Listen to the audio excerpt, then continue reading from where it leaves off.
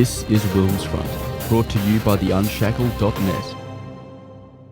All right, let's go over to, well, it seems that the New South Wales government, the Premier, the media have gone absolutely insane over the National Socialist Network. I think they were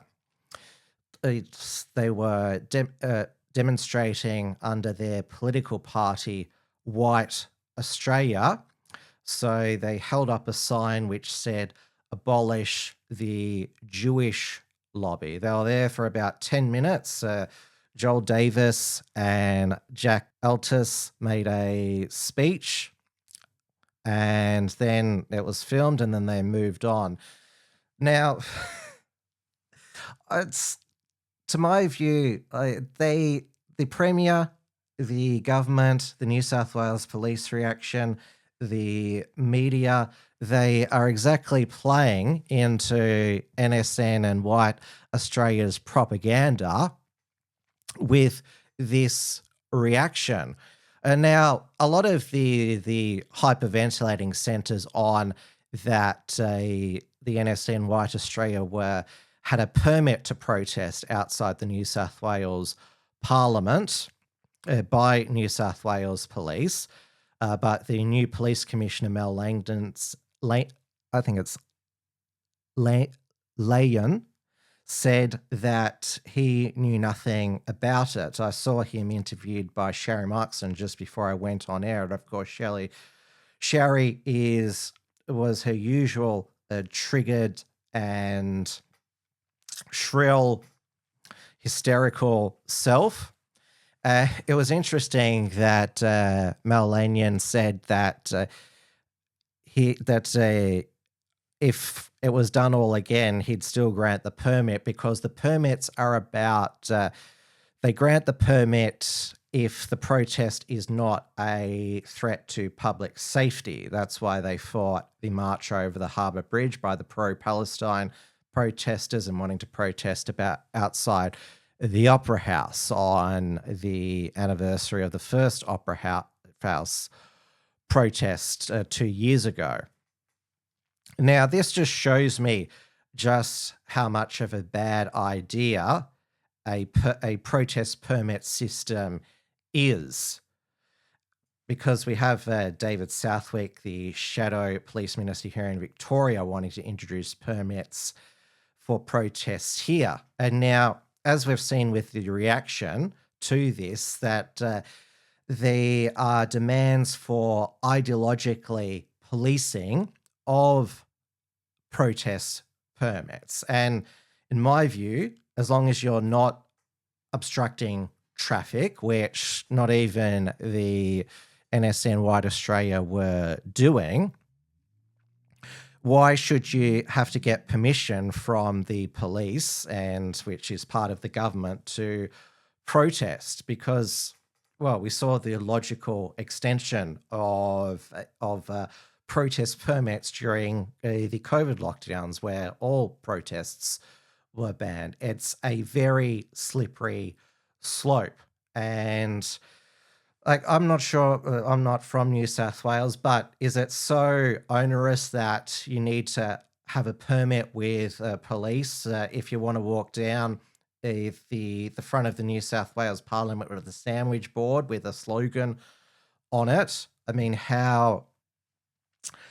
this is the whole, you have to get permission from the people you want to protest against. Now, their sign, "Abolish the Jewish Lobby," that it was part of their protest against the new New South Wales hate speech laws. And the Premier, Chris Minns, he's again feeding into the NSN White Australia's propaganda by proposing more laws against National Socialism, and White Australia now wants to ban Nazi slogans. So he wants to see if he can do that. So banning blood and honor, which they chanted. Does he also want to ban Hail Hitler as well? now we're getting into the really speech restricting by actually banning slogans. Are they even going to ban Australia for the white man as well, which is not a National Socialist Hitler youth slogan? And Chris Minns was even asked today whether he would be in favour of banning the White Australia Party from registering. He didn't give a direct answer because he knows that laws can't be passed to do that. What will you do to prevent White Australia or the NSN from registering as a political party ahead of the next state election? Yeah, look, I'm going to take that on notice. That's not specifically up to me. Obviously, the Electoral Commissioner has a role in relation to the registration of political parties, and we have to work out whether it breaches hate speech laws and laws designed to stop political or racial divisions and hatred in our community. But I want to take that on notice. Personal view, though? Oh, well, look, my personal view is obviously I'm a politician associated with a political party on the centre left, and that's my personal view and my political view.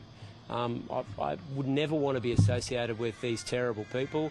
I mean, I'll just give you an example. As abhorrent as it is to have a racial rally on the streets of Sydney, listen to what they said. In their speeches on Saturday, they said it was the Anzac legacy to stand up for their form of fascism and hatred. The truth of the matter is Anzacs fought the Nazis. They weren't in league with them.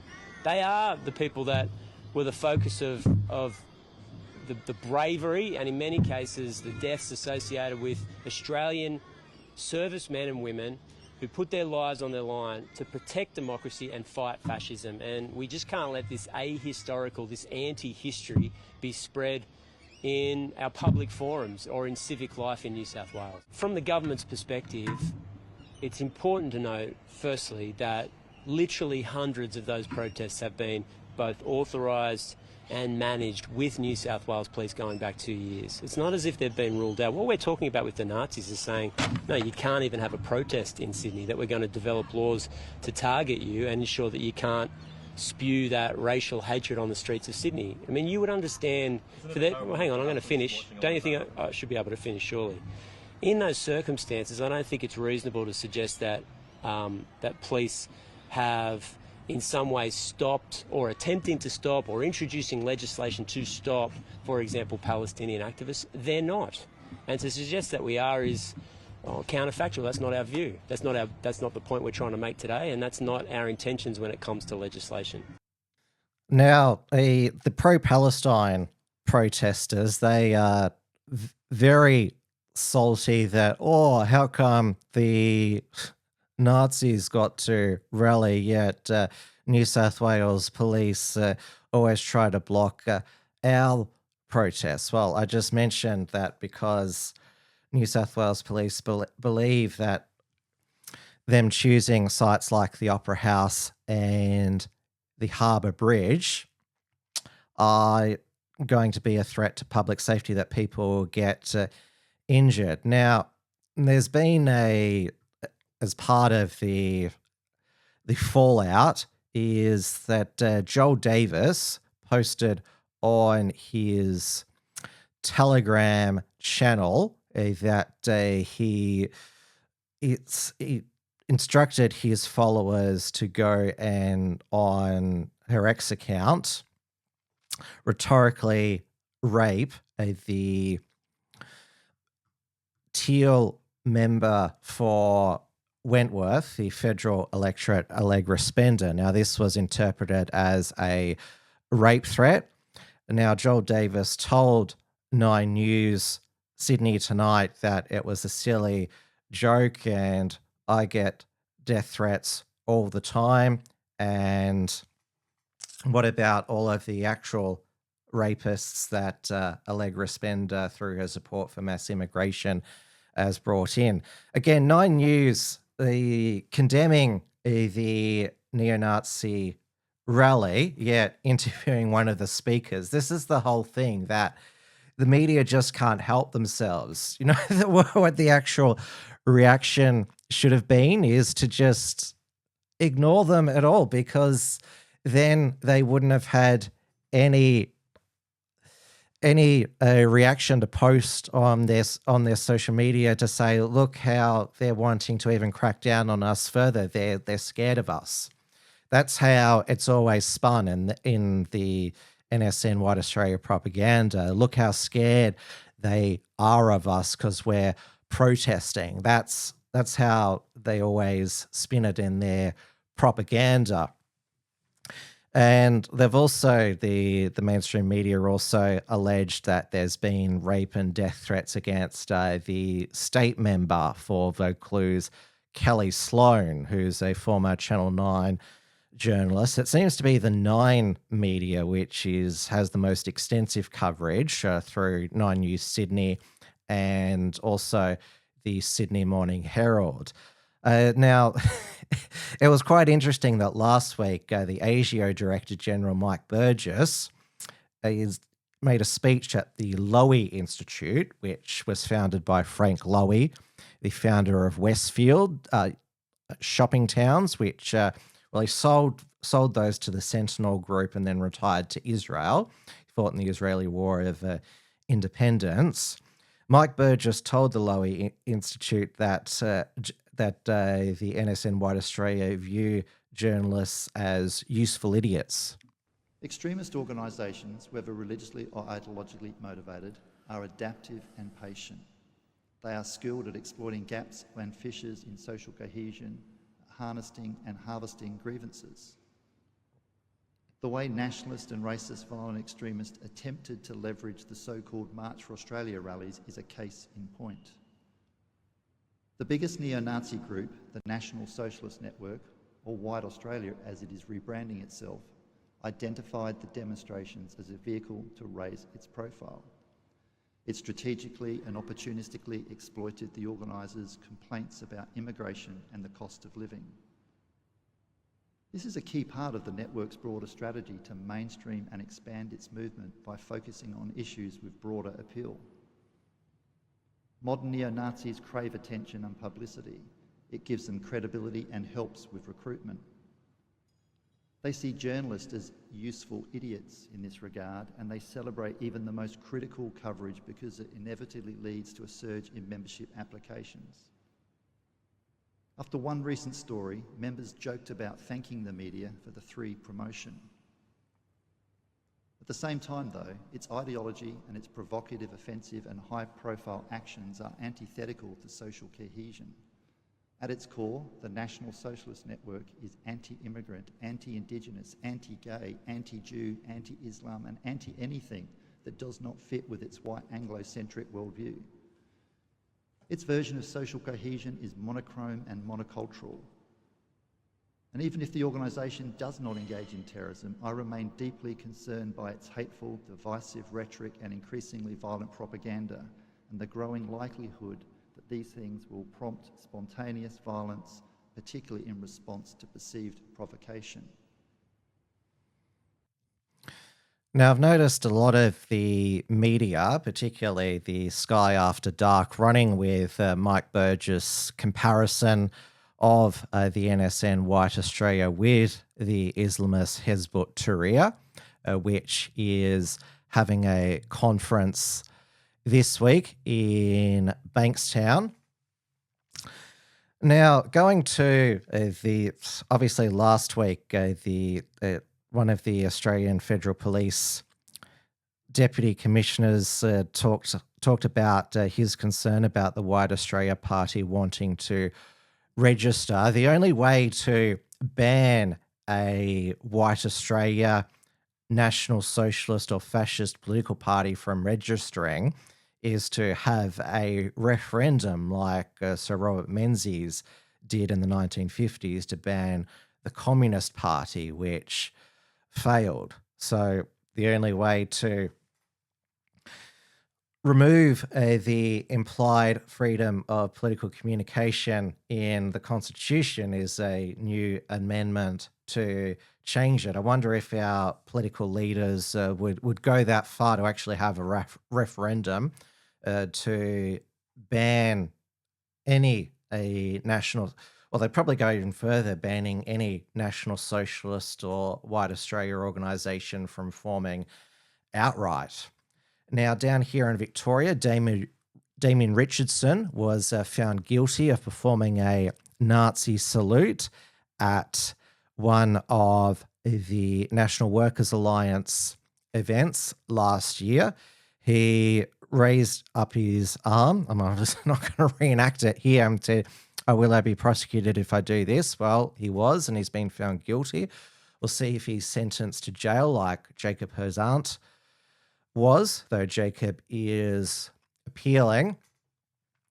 And now, obviously, members of the National Socialist Network, White Australia, were very prominent at the front of the original March for Australia on August 31, particularly in Sydney and Melbourne. But there has been a split with March for Australia in Queensland. Its organiser, Shallow Cal, is splitting to form Australia Marches because he doesn't want any association with the National Socialist Network. In fact, he says that he prevented Jacob Herzant from speaking in Brisbane. He was there, but didn't speak. Now, he was also criticised by March for Australia organisers Beck Freedom and Jesse Stewart for allowing Jared Rennick to speak after it had been announced that he wasn't allowed to speak for getting into arguments with some of the NSN aligned accounts on X. And now the Save Australia rally in Melbourne at midday on November 15th, that's organised by Harrison McLean of the Melbourne Freedom Rally, and the Put Australia First. So the Sydney one is on Saturday, November 29th. Jacinta Price and her husband, Colin Lilly, were going to be speaking and performing respectively, but they've both pulled out, citing other commitments. There have been no announcement of speakers for Melbourne, which is going to be on the Sunday. I thought the point was the rallies were supposed to be on the same day. Monica Schmidt, who's the main promoter of this, says it's because of the permit system that they had to change it to a Saturday to march near the Town Hall of Sydney. Though she did get a free platform on Sky News Outsiders on Sunday to spruik it. Morgan C. Jonas and Nick Patterson are the organisers of the Melbourne one, which is on the Sunday. I know that this is very confusing because the idea is to have the rallies on the same day. Otherwise, people get confused whether it's on the Saturday or the Sunday. This is Will's Front, brought to you by the Unshackled.net.